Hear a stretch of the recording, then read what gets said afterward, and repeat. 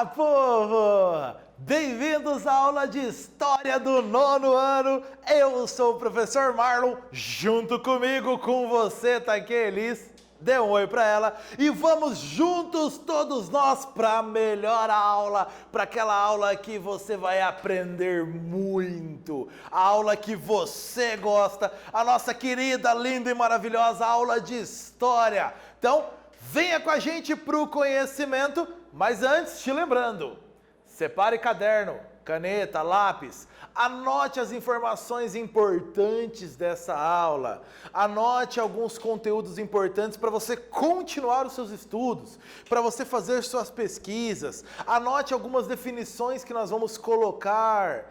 Então, eu destaquei algumas expressões para você, elas estão destacadas, anote no seu caderno. É importante, facilite aí para você localizar essas informações, ok? Combinado? Separado o material? Vamos então para a melhor aula e o que nós vamos estudar? Ora, nós vamos falar sobre conflitos, revoltas, algumas delas que aconteceram no início da República no Brasil. Então nós vamos trabalhar em algumas revoltas principais, nós vamos falar sobre revolta da vacina, ainda revolta da chibata, ainda movimento operário. Então nós vamos falar sobre algumas revoltas que agitaram o Brasil, principalmente na parte urbana, no início da República no Brasil, início do século XX no Brasil. Bora lá com a gente então? Mas antes, algumas perguntas básicas para você entrar no assunto de hoje, para você se situar neste nosso conteúdo de hoje. Primeira delas, você lembra quais cidades já foram capitais do Brasil? Algumas delas, é mais de uma, lembra? Ainda, o que a Guerra de Canudos e a Guerra do Contestado têm em comum? Consegue lembrar? Rapidinho, a primeira pergunta vai rápido de cabeça, cidades que já foram capitais do Brasil. Entre as cidades que já foram capitais do Brasil, nós podemos citar Salvador. E Salvador foi capital do Brasil entre 1549, quando foi fundada a cidade de Salvador, na Bahia, até 1763. Porém, nesse intervalo, durante aí só um ano, a cidade de Olinda foi capital do Brasil, entre 1624 e 1625. Olinda fica em Pernambuco. Então, fora esse espaço, 1624 a 1625, a capital do Brasil foi Salvador.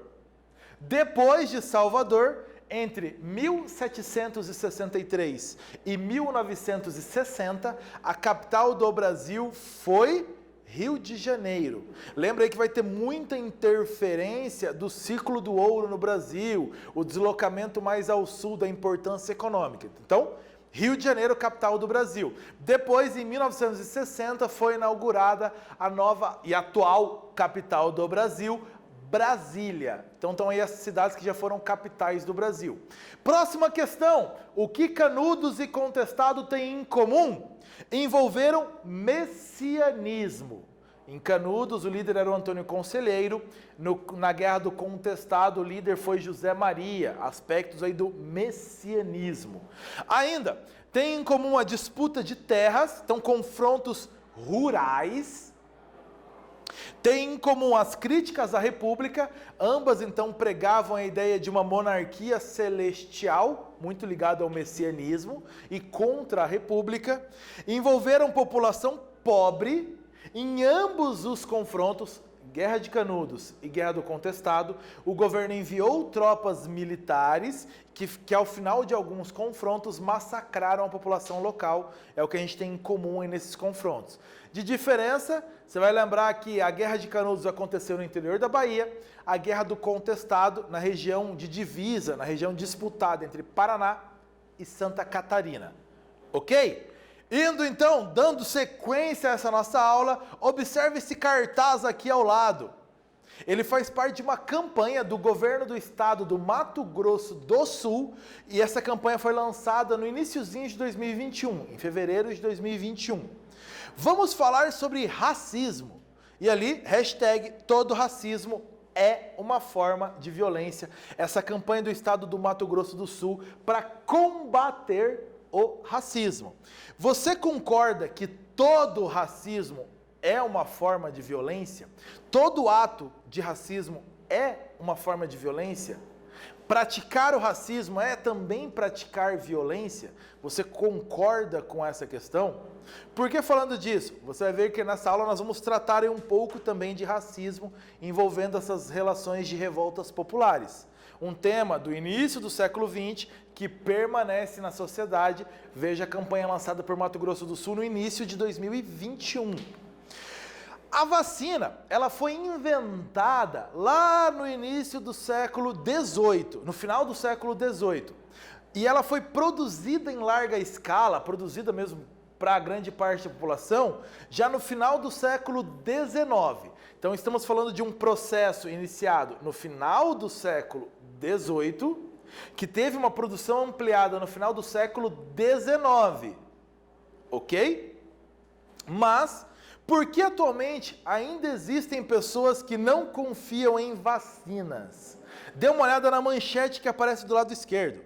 Movimentos anti-vacina usam argumentos do século XIX. Essa é uma publicação de 2020 do portal de notícias CNN Brasil. Então, ainda existem movimentos anti-vacina. Mas os argumentos desse movimento antivacina no século XXI usam argumentos do século XIX. Por que ainda existem pessoas que não confiam em vacinas? Que efeitos esses movimentos anti-vacinas, esses movimentos então de pessoas que não concordam com a vacinação, que efeitos isso pode trazer para a sociedade? É benéfico? Será que traz prejuízos para a sociedade? Então você percebe que são perguntas importantes para respondermos. Primeiro, ainda existem pessoas que não confiam em vacinas, mesmo depois de tanto tempo que as vacinas estão presentes na nossa vida, e o prejuízo, a possibilidade de prejuízo enorme que movimentos anti-vacinas podem trazer para a sociedade. Doenças já erradicadas podem voltar a aparecer em casos de pessoas que seguem as ideias de movimentos como esse, movimentos anti-vacina. Então são movimentos que podem trazer grande prejuízo para a sociedade. No século XXI ainda existem movimentos anti-vacinas, algo tão comum para a gente. Iniciando nossa aula de história, falando sobre como estava o contexto do início do século XX, do início da nossa república para essas revoltas, vamos falar das reformas na capital do Brasil. Qual era a capital do Brasil no início do século XX?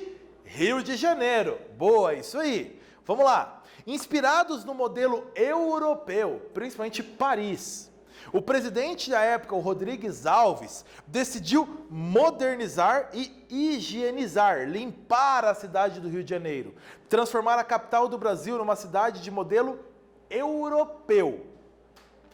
Por exemplo, ações que foram tomadas: abertura da Avenida Central, que hoje atualmente se chama Avenida Rio Branco, no Rio de Janeiro. Ainda, abertura da Avenida do Mangue, alargou ruas do centro, deixou elas mais largas para o tráfego de automóveis também que estavam chegando e de pedestres. Arrasou o Morro do Senado. O que quer dizer isso? Existiu o Morro do Senado, ele foi arrasado, ou seja, ele foi aplainado. Ele deixou de existir. Urbanizou a Baía de Guanabara e urbanizou Copacabana. Então, muitas mudanças no Rio de Janeiro. Mas, nesses lugares todos, havia população. E o que aconteceu com essa população? Para abrir avenidas, alargar avenidas, derrubar morros. O que aconteceu com a população dessas cidades? Antes, essa imagem do lado direito mostra aí, então, a rua da Carioca, no centro do Rio de Janeiro, e repare então em prédios sendo derrubados para ela ser alargada, ampliada. Então você tem uma reforma grande e os automóveis, as carroças tendo que passar num canto só da avenida. Perceba aí por essa imagem mostrando essas reformas. Então, o que aconteceu com a população? E aí nós entramos na história do bota abaixo, ou seja, aos gritos de bota abaixo, funcionários da prefeitura demoliram quarteirões inteiros, desabrigando aí cerca de 14 mil pessoas.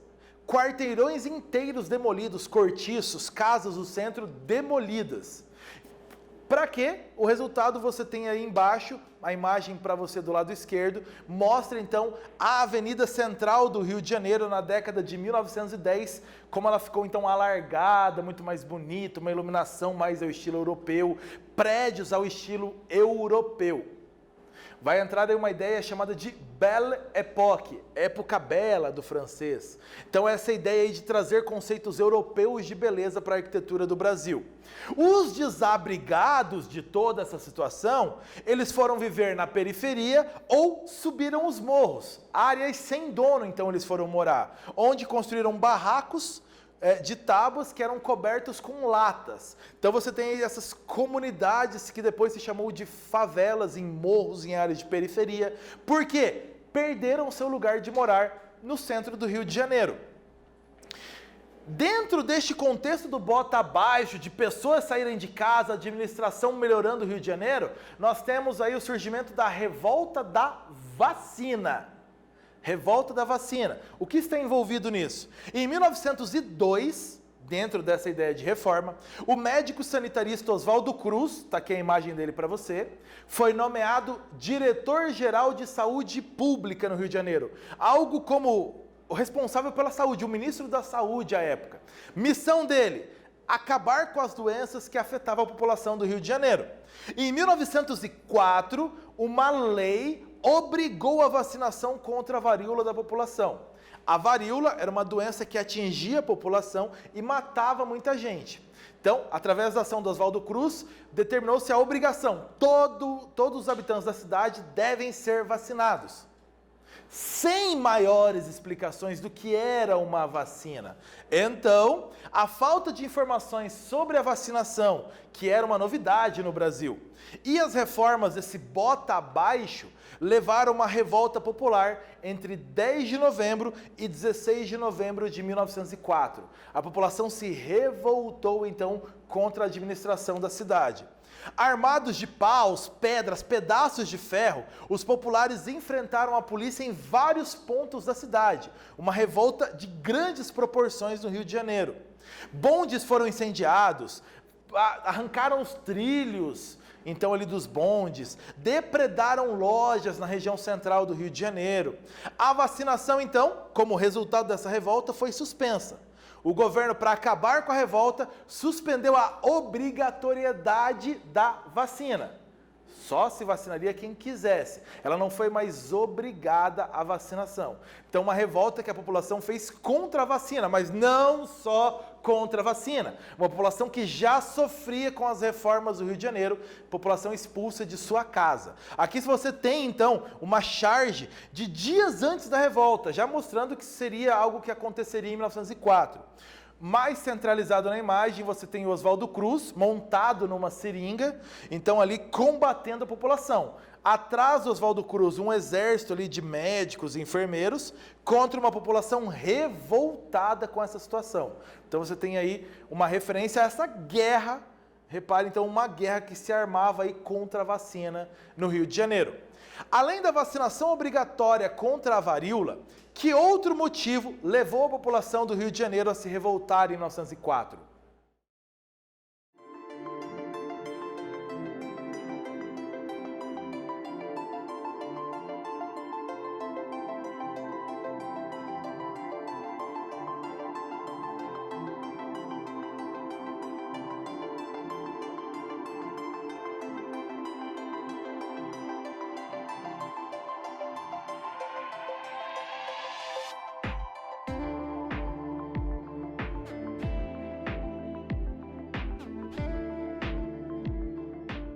Além da vacinação obrigatória, qual outro motivo aí para acontecer a revolta da vacina em 1904?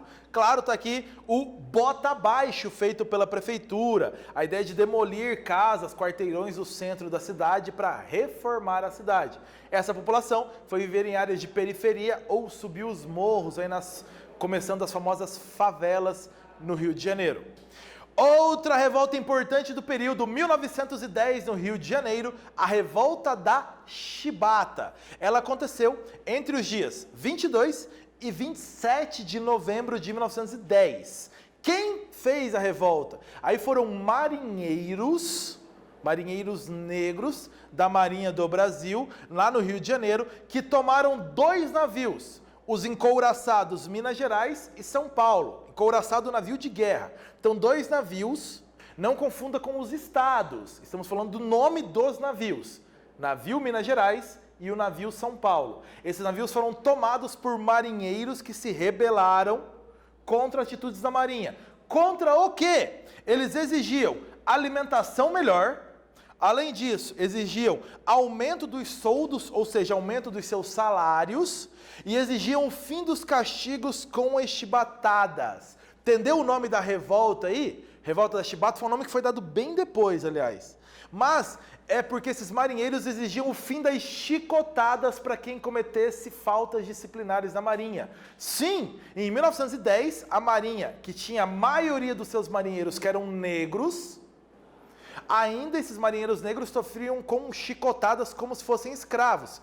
Lembre, a escravidão acabou 22 anos antes no Brasil, mas ainda havia o costume da prática da chicotada contra marinheiros que cometessem erros. O líder foi o marinheiro negro João Cândido, tá a imagem dele aí para você, o líder dessa revolta. O Congresso se comprometeu a atender às exigências para que os marinheiros não bombardeassem a capital do Brasil, o Rio de Janeiro, e os cerca de 2.300 marinheiros revoltosos se entregaram as armas, os navios, e a revolta teve fim, como consequência, proibição dos castigos corporais na Marinha, mas veja que foi necessário uma luta para isso. E perceba na foto aqui, a foto dos marinheiros dentro do navio Minas Gerais, durante a revolta. Percebeu que a maioria deles era negros. Então, ligados à ideia do castigo corporal com a chicotada. Questão para você, qual das alternativas abaixo apresenta motivações para a revolta da Chibata? Vai lá.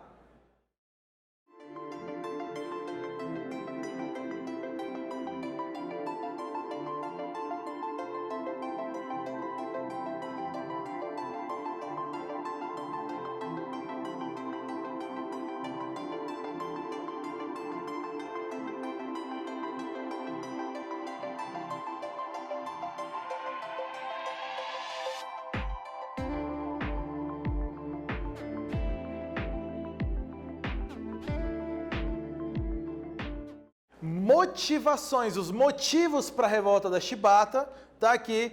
A revolta era contra os castigos físicos e contra a má alimentação na Marinha, contra os baixos salários também que os marinheiros negros recebiam. Então, letra B, contra as chibatadas e contra a má alimentação, além do baixo salário. Outro movimento urbano muito forte no início da República no Brasil foi o movimento operário, dentro das fábricas das grandes cidades. No início do século XX, como era o ambiente das fábricas no Brasil? Listei uma série aqui do que acontecia dentro das fábricas. Ambiente insalubre, prejudicial à saúde. Mal iluminado, ambiente sem ventilação adequada, trabalhos de 14 a 16 horas por dia, sem legislação trabalhista então, baixos salários, sem direitos sociais trabalhistas, sem direito a férias, sem aposentadoria e ainda uma situação de muitos trabalhadores imigrantes europeus nessas fábricas. Então, como era trabalhar nessas condições todas numa fábrica? Você percebe que eram condições de trabalho muito precárias. E aí o movimento operário entrou em cena, reivindicando melhorias dessas condições de trabalho. Em 1917, aconteceu em São Paulo a maior greve ocorrida na Primeira República, a maior de todas. O movimento se alastrou para outras regiões do Brasil. Em São Paulo, ela é conhecida como a Greve Geral de 1917. Todos os setores da cidade pararam, então, aí, em busca de melhores condições de trabalho. Influências para esse movimento operário, a influência do anarquismo e do socialismo, ideias europeias que vinham para o Brasil com esses imigrantes. Em 1920, falando de imigrantes, em São Paulo, 51% dos operários eram estrangeiros, ou seja, vinham da Europa acostumados com as lutas operárias. E aí incentivam o crescimento do movimento operário no Brasil, lutando por melhores direitos, por melhores condições de vida e de trabalho. Questão para você, acompanha o texto comigo. Em julho de 17, uma greve de enormes proporções, envolvendo cerca de 100 mil trabalhadores, paralisou São Paulo. Transformou a cidade em um palco de uma verdadeira revolta urbana, a ação mais espetacular do movimento operário brasileiro até então. Pergunta para você, qual a situação dos operários no início da República que contribuiu para essa greve citada no texto?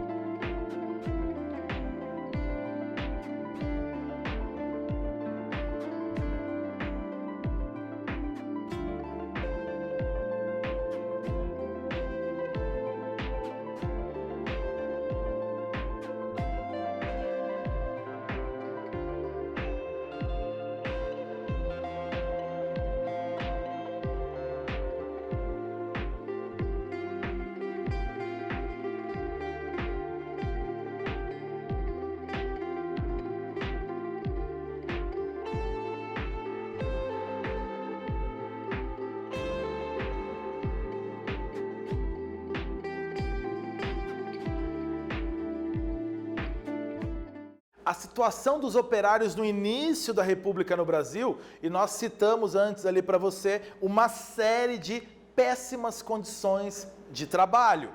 Baixos salários, excesso de horas, falta de direitos trabalhistas, ambientes insalubres, presença de muitos imigrantes, e esses muitos imigrantes que estavam acostumados a lutas operárias na Europa, trouxeram ideias então de reivindicar melhores condições de trabalho, exatamente em cima deste cenário de péssimas condições de trabalho que havia.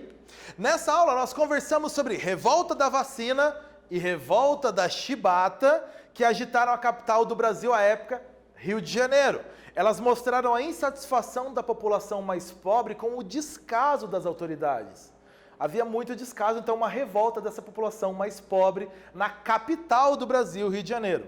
O movimento operário ganhou força no Brasil no início do século XX, com a chegada de trabalhadores imigrantes acostumados com lutas operárias, que protestavam contra as péssimas condições de trabalho, ambientes insalubres nas fábricas no início do século XX. O ponto alto aí foi a greve geral de 1917 em São Paulo, um grande movimento grevista, lutando por melhores condições de vida e de trabalho. Galera, a gente vai ficando por aqui, falamos sobre revoltas no início da República. Bons estudos para você. Tchau, povo!